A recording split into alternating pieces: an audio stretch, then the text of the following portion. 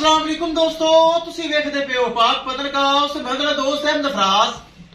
अज माशाल्लाह तीन गावां खूबसूरत माशाल्लाह तीन गावां पिछे सैक्सी मनवच्छी तोर फेर के तसलियां उसन रेट की गलबात हो सी। सब तो पहले रिक्वेस्ट है चैनल को सब्सक्राइब कर लो, फेसबुक वाले बराबर पेज को फॉलो कर लो, बहुत शुक्रिया। लोकेशन अड्डा बुंगा हयात, तहसीलो सिला पाक पतन शरीफ। मोबाइल नंबर है साडा 0300 पूरा 8754 743। व्हाट्सएप नंबर भी यही है जी, लोकल नंबर भी यही है।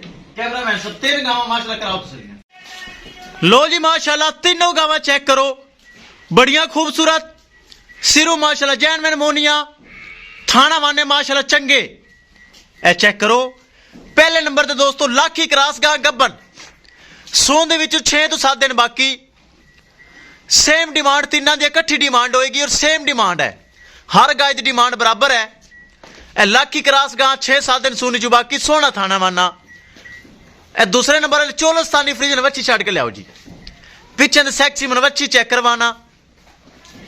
तीसरे नंबर ते ए भी चोलस्तानी ते फ्रीज हैं, गब्बन है भी 6-7 दिन लवेगी, ये भी गब्बन है चेक कर लो 6 तो 7 दिन है भी लवेगी। काला थन मुठ भर ये भी गब्बन है, बड़ी खूबसूरत चेक करो। पिछे बच्ची है इस गाय दे, ए चेक करो। हर गाय की डिमांड 3,70,000 रुपए, तीनों गावां की सेम डिमांड 3,70,000 रुपए। किसे मेरे भरा वीर दे हिक पसंद आवे या दो पसंद आवन या तीनों पसंद आवन, 3,70,000 रुपए के हिसाब नाल चेक करो। सोने आवाने माशाल्लाह लई खड़ियां सोहनियां नस्लां, 3,70,000 रुपए का पुट्ठा किसे मेरे भरा वीर दे पसंद आवन राबता करके परचेज कर सकता है। ब्राह्मण एक बार फिर दसदा जावां, लोकेशन अड्डा बुंगा हयात, तहसीलो जिला पाक पतन शरीफ। मोबाइल नंबर है साडा 0300 पूरा 8754 743। व्हाट्सएप नंबर भी यही है जी, ते लोकल नंबर भी यही है। हर गाय की डिमांड 3,70,000 रुपए।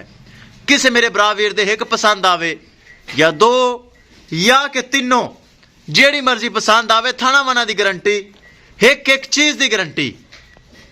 पाक पतन काउस चैनल खुद बनाया, खुद ही जानवर हैं, कोई किसी की वीडियो नहीं लगाई दी। भरावां वीरां दे वास्ते खुद पेज बनाया, खुद चैनल बनाया। किसे मेरे भरा वीर दे पसंद आवन 3,70,000 रुपए हर गाय की डिमांड, राबता करके परचेज कर सकता है। इंशाल्लाह दोस्तों मिलांगे एक नई वीडियो के नाल। अपने फराज दोस्त दे इजाजत, अल्लाह निगहबान।